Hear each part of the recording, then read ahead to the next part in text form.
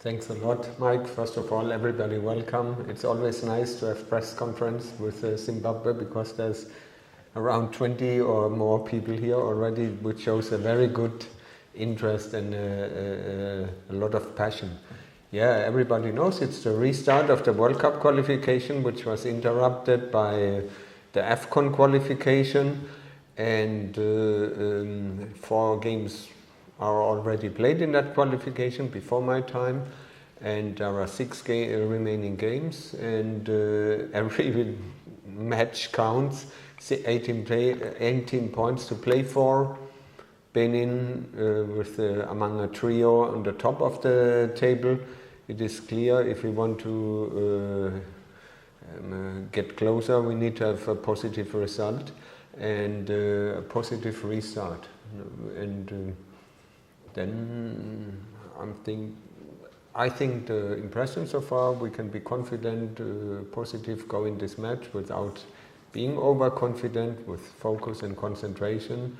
And I think if we bring our best, then we can be successful.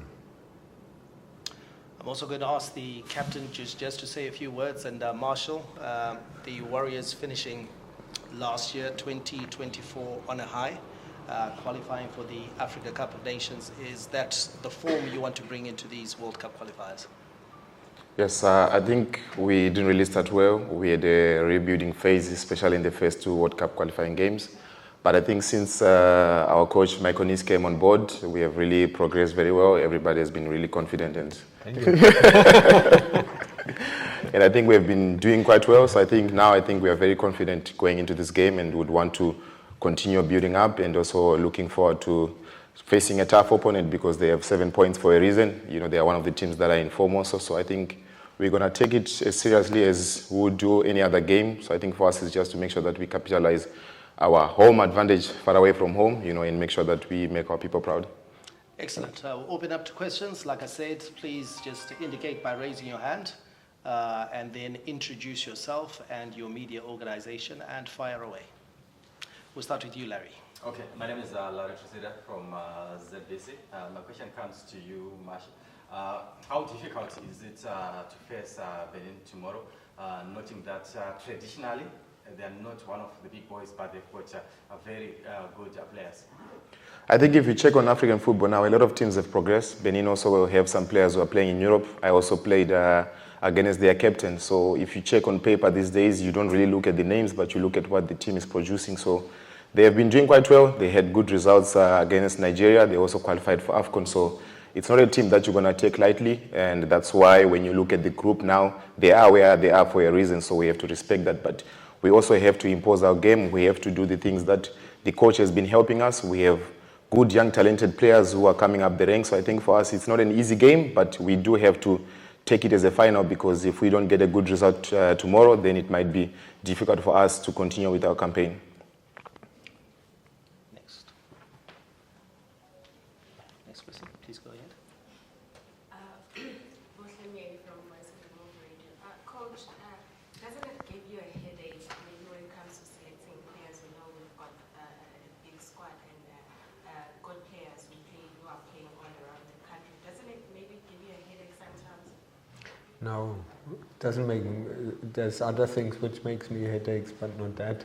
For example, today I think they built up some cameras while we are training or something, which I'm not really happy about.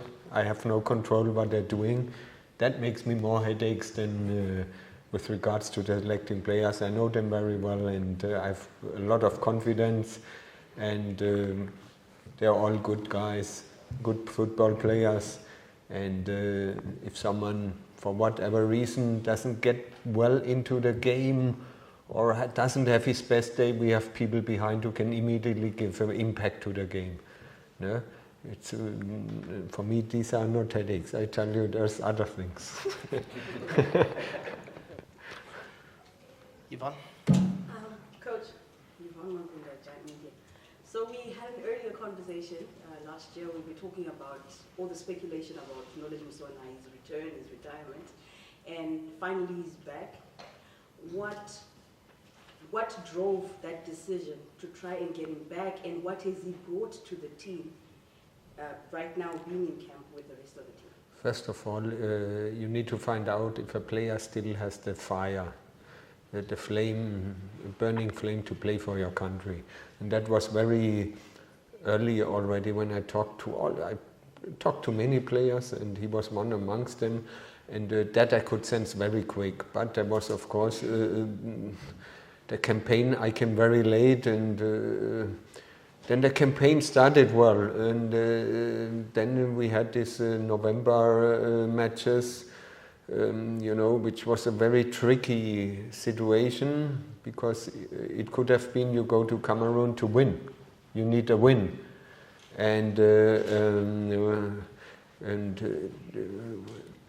it was there we already had some discussions. Imagine if 2-3 key players from your team drop out, suspension, injuries, or whatsoever, and then you need to go to Cameroon. You need experience, yeah? And we had that time already agreed. In case there is something, he will jump on board. Knowledge is an excellent football player still. He's a very good person, I would say. It's a good character. Like Marshall, very kind to praise me. You see, I like kind players who appreciate the coach. So he's a very good character, good leader, experience. We have also still some youngsters in the backhand, maybe in the next coming month, who regain their fitness or who maybe make the next step. We need a good balanced team between experienced players and young players, and the race is open, and knowledge can add value to our team. Absolutely, I'm very convinced. Huh? From the quality, it's not a question. And people must not think because someone plays in Saudi Arabia or in Iraq or somewhere, when you really check properly football, they play good football there. It's professional football. And so I'm happy. No? It would be a little bit bizarre if I'm not happy when I ask him to come back. Hope. Hope is also the page. We still have got 18 points to play for coach. And 5 points difference, the basement team and the top team. The best one? I didn't understand it. The team on top has got 7 points. Yes. And we have got only 2 points. And the difference is 5 points. And we still have 18 points to play for. Any special game plan? Yeah, of course we have. But this game has got so much pressure. No, look, every game has a special game plan or tactical plan. But of course, I've never, how can I say, detailed a game plan on a press conference. Yeah? But it's very simple. Yeah, you have to respect the table situation. Yeah? It's clear. We need to have a positive start in the best possible way, which is a win, to close the gap. A draw would not really help a lot. But on the other side, you have to respect the opponent. They have also strengths, and you cannot just fall in a trap and being overexcited and overmotivated and forget maybe your whole defense and run forward, and then it's a football match. It's a fight. It's going to be a tough game. Benin, normally the games are tight. It's a competitive team, and there is no doubt that it will be competitive tomorrow until the end. And we have to accept that challenge. It's an experienced coach who I know personally since 30 years. He doesn't come, he's actually originally from Mannheim. I'm from Karlsruhe. That's the same area. I don't know where it's in Zimbabwe, something similar. But it's just about 45 kilometers distance between his home. So I know his mentality, if you can say, no? Where he comes from. Maybe that's a small advantage.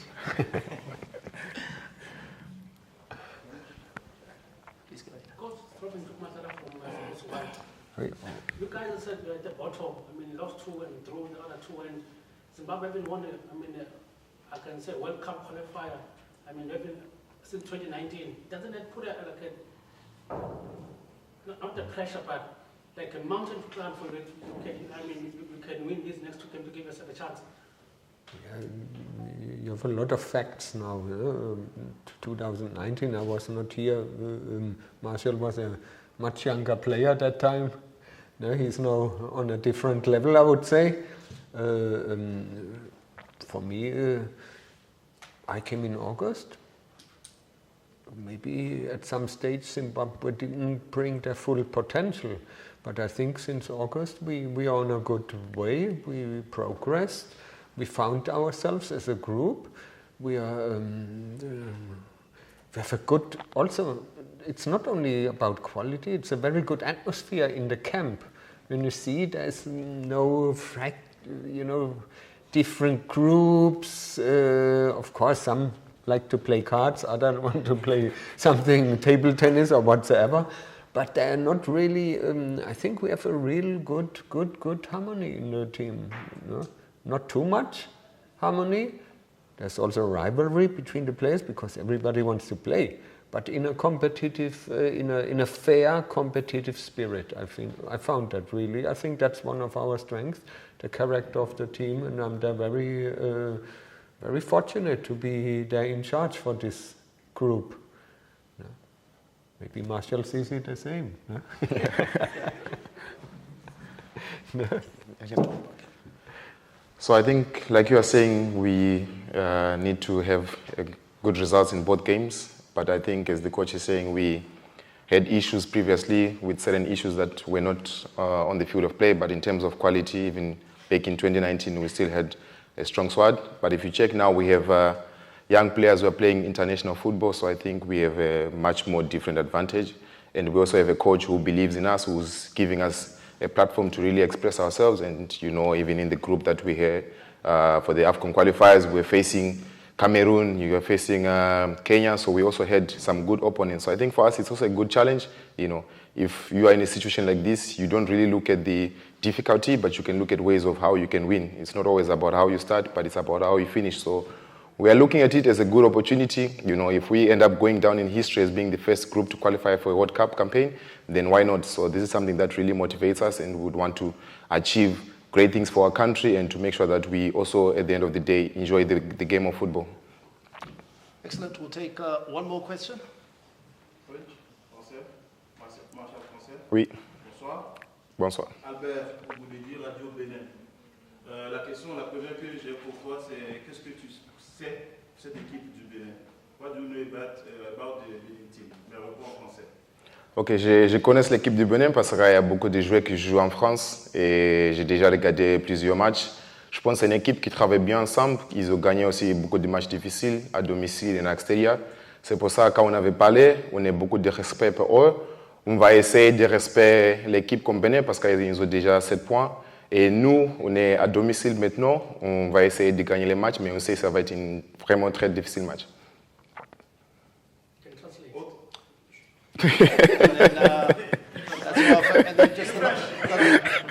En français, pour le coach.